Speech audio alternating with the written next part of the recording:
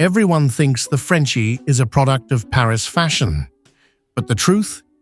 They were actually born in the rough industrial mills of Nottingham, England. They weren't fashion icons. They were tiny, four-legged heating pads for lace makers and were about to become the world's most adorable refugees. In the mid-1800s, lace makers in Nottingham were struggling. The Industrial Revolution was replacing their hands with machines. These workers loved their toy bulldogs, miniature versions of the fierce English bulldog. They were small enough to sit on a lap while the lace makers worked, keeping them warm in drafty mills and catching the occasional stray rat. When the lace makers lost their jobs, they moved across the English Channel to Normandy, France, to start over, and they brought their tiny companions with them. To the French, these miniature oddities were an overnight sensation. They weren't just dogs, they became the Bulldogs Français.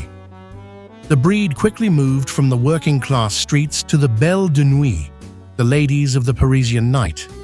These dogs became the mascots of the bohemian lifestyle. When American socialites visited Paris in the late 1800s, they saw these dogs sitting in the finest cafes and fell in love.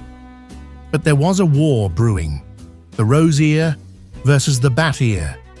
The British wanted the folded rose ear of the standard bulldog, but Americans insisted on the bat ear.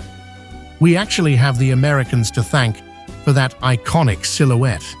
They fought so hard for the bat ears that it became the defining trait of the breed. Beyond the ears, Frenchies are famous for the frog sit, where they lay on their bellies with their back legs splayed out. They are structurally unique, front-heavy, and notoriously bad swimmers.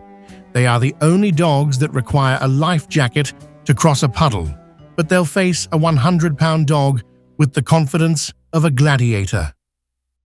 Hit the bell for more fun dog history.